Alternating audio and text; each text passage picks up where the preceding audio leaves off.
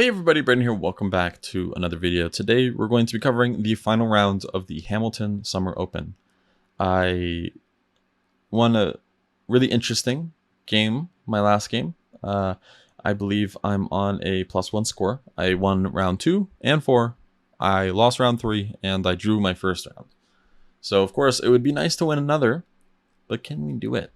That's the real question. I am playing against Luke here, and I'm playing with the black pieces. Let's see how it goes. We see e4, c5, and now c3. And I don't recall playing against too many Alpine Sicilians over the board.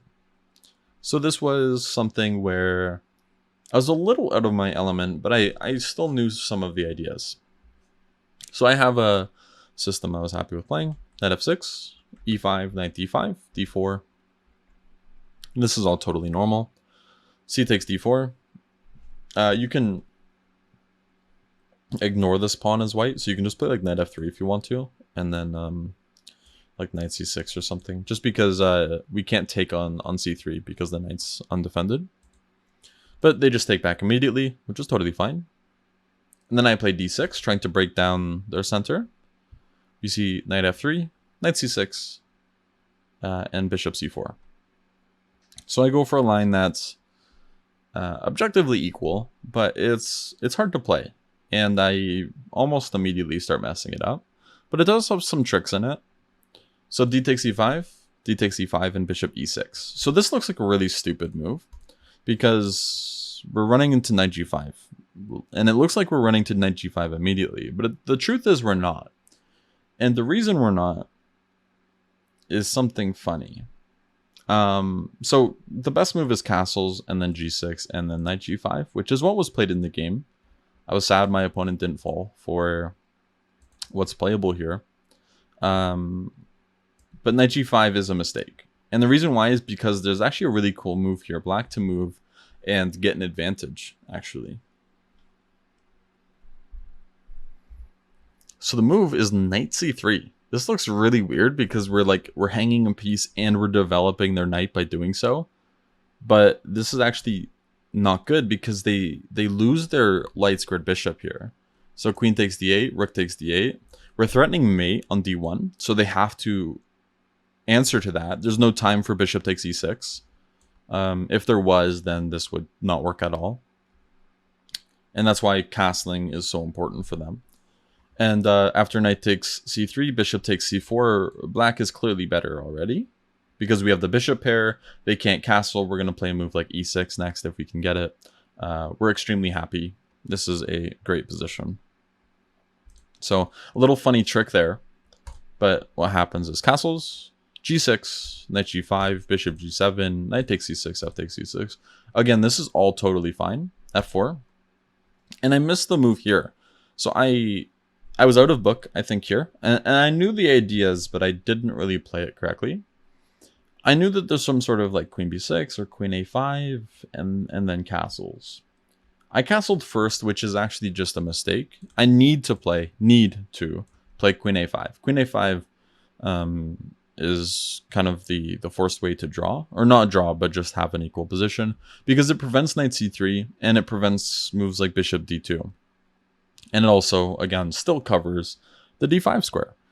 So preventing knight c3 and bishop d2 is great, because right now we have a serious threat of queen c5 check, winning the bishop on c4. And that has to be dealt with. And because of that, there's not really a comfortable way to deal with the move. And when they do, then we're okay. And again, preventing moves like knight c3 and bishop d2, just for the moment, is actually really good for us. So I don't play this, I play castles. And after knight c3, I'm already in trouble. I end up playing queen b6 check, and then knight takes c3. And this sets a little trap here. I was looking at like rook d1, but after knight takes d5 and bishop takes d5, there's queen b3 in a position like this. And luckily we're actually okay.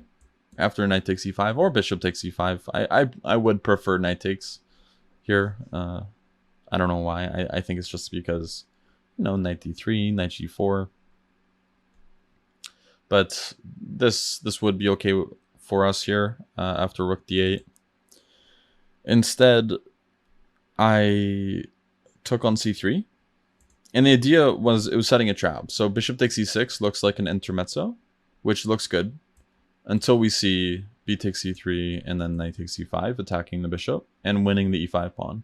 And this is a really annoying pawn for them to lose because it kind of reduces their grip and opens up our dark square bishop. And if they move and we play something like knight c6, e5's coming, c3 is extremely weak now. This feels really good for us. So that's not what was played. B takes c3 was played. Knight a5, now to defend d6, because that's a bit more of a problem. I think I could have maybe also considered something like king h8, because this is still not good. They still run into, I believe, some forms of knight takes e5, because e6 is hanging still. But knight a5 was chosen, and this was to get a potential rook to the c file. I end up not doing that. I play rook a to d8 instead. There's some sense behind bringing the a rook to c8 because I played knight a5 in the first place, but I didn't do that. I went for the tempo on the queen, queen e1, and then queen c7, which is just aiming for some sort of like knight c4. Because I'm definitely on the back foot here, and I'm just trying to make do with a pretty bad position. Bishop e3 to develop, b6, rook to c1, and then I play knight c4 just to prevent c4. Bishop d4 was played, and again, yeah, it feels really bad for us. This is not a good position at all. But I keep playing on. Rook f7, bishop to d3, knight to a5. c4 isn't playable because if they play c4, d4 hangs. Bishop to e4 now. And my idea with knight a5 was to actually go to c5, where it feels a little bit more stable. It also defends the e6 pawn. So I played knight b7. We see queen e2. Rook d to f8. Just to also keep potential taking on e5s in the air. You never know when that can actually pop up in a position. Like if they play a silly move. Like this. I think we can get away with taking on e5 here. We also still have to evaluate either bishop takes g6 or queen takes e6 though, which is annoying. But these moves are popping up a little bit more because if they take, even if they take with the bishop, which might be the more testing way to look at it, we can just take and then take on f1. So again, just trying to keep tricks in the position. g3, queen to c8. This just defends e6, and again, I'm looking at some sort of like knight c5 at some point. This move felt important because I was really scared of e6 being a problem. Bishop g2, and this bishop's amazing and completely unopposed. Whereas this bishop, even though it's a fianchettoed bishop, it's awful because e5 is preventing it from doing anything, and it is opposed anyway, so white's completely winning here. Knight a5, c4, queen a6, and this was my idea of knight a5 back, because if they play c4, I was trying to take advantage of it and then play things like rook c8. Queen g4 was played, and I realized I can't really take it because they could always go back, or they could take on e6, which is really annoying. So I end up going just queen c8 back. We see c5, and this is where it's like, oh no, yeah, this is dead lost. I keep playing though.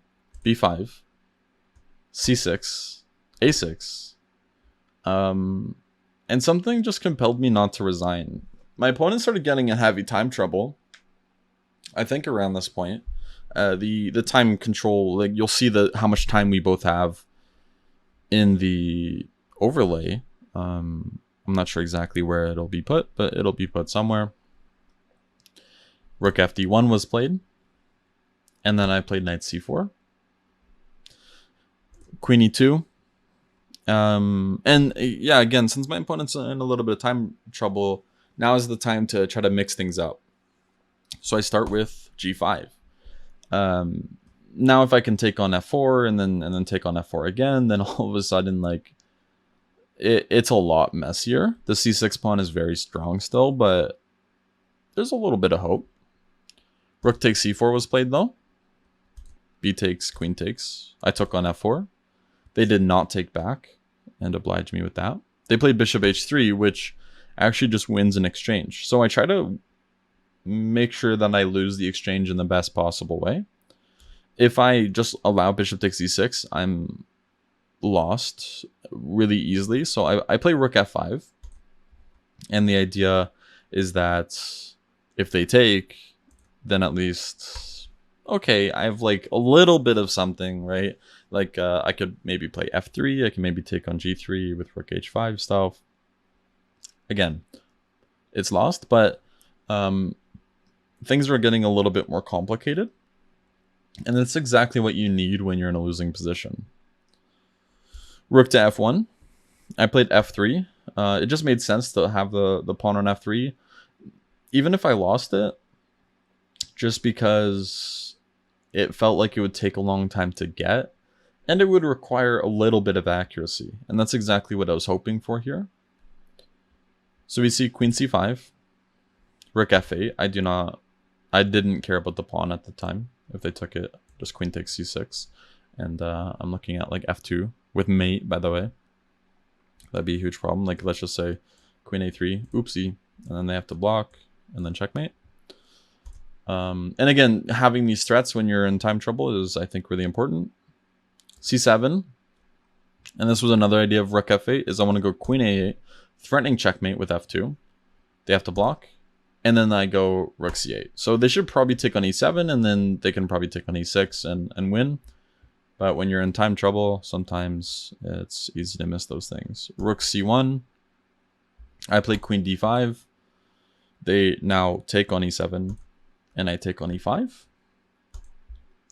And now, again, things are extremely messy. This is a completely different story. All of a sudden, I have quite a bit of activity. The pawn on c7 is a little annoying, but it's very close to dropping. And if it drops, then the time pressure, as we can see now, is pretty significant. And it looks like we should come ahead as long as we're careful. Queen g5 check, king h8. And queen e3 was played, which is a mistake. There's actually rook c5 here, which is very annoying to deal with. And they're not really scared of queen d1 check, because after queen d1 and then bishop to g1, there's no f2 because of queen takes e5, at the very least. And this would be bad for us. We have to go king g8 and then queen takes e6. c8's probably going to fall with check. Like king f8, queen takes c8, or king g7, rook g5 check, and then queen takes c8. So this would be losing. But instead, queen e3 was played. And then I played bishop d6. And I'm not sure why. Rook takes c7 is just begging to be played, and this is actually, again, totally fine. And it feels very good for us. I saw queen c3 check, but I missed that bishop e5 is just a response. And that was the issue here. But okay, bishop d6 was played. And now queen c3 check was played. And this is also kind of a mistake, because they could just play queen d4 check, and trading queens is actually okay for them. Like if I were to take, because then they can try holding on to the pawn with some sort of like bishop e6 as well. And if I play king g8, not trading, then they can make moves like queen h4, which is really annoying, because now they're threatening right now already. They're threatening queen d8 check, which is not good. So I'd have to play something like bishop e5. And then rook c5, again, kind of comes on the table a bit. But okay. Here, queen c3 check, e5, which I was happy to play, queen b3, and this makes my job easy now. This is probably just winning at this point. Queen takes b3, rook takes c7, bishop takes c7, and I can always play e4, and when I play e4, these pawns are like really nicely defending each other. And it's hard to ever bring the king to e3 and take e4 because it feels like f2 should be a problem in those cases. And we're going to see something like that in the game. Again, my opponent was in heavy time trouble, even though they outplayed me pretty much the entire game because I messed up my opening files. That's something where time trouble or time can become an issue. Time was a huge theme in this entire tournament. The first round, I overlooked something and was just playing too quickly, and missed my chance to win. And my third game, for example, I was playing way too quickly, and that was also really bad for me as well. And this time, luckily, I was on the positive side of there being problems with the clock. But that's just something to keep in mind here. So king g1, king f6, king f2, and now e4. And yeah, this should be winning. One important thing to note here is h3. Just don't play king e5 and allow bishop f4 check. So I play king e6, and this b3 pawn will fall. That's how we're going to win this. We're just going to make them babysit these pawns. We're going to go for b3, but these pawns are also not going to be able to be easily taken. G3 is also weak. They play g4, king d5, and then they go for g5, and then I just switch it up. So I don't need to go for this pawn anymore. I could try with something like bishop e5, d4, but there's always worries of like h4, h5, and g6. So I just go bishop e5 to start, because this does have the idea of bishop d4. But after h4, I just switch my tune. There's no reason to go bishop d4. King e6 is just immediately winning because we're going to go king f5, king g4. And they can't even defend. It's impossible, actually, for their king to make it to the side to defend the h4 pawn. The h4 pawn is actually just going to fall. Bishop b6, king f5, bishop e3, and king g4. And my opponent resigns here. So I ended up on a +2 score, which is nice. 1 loss, 3 wins, and a draw.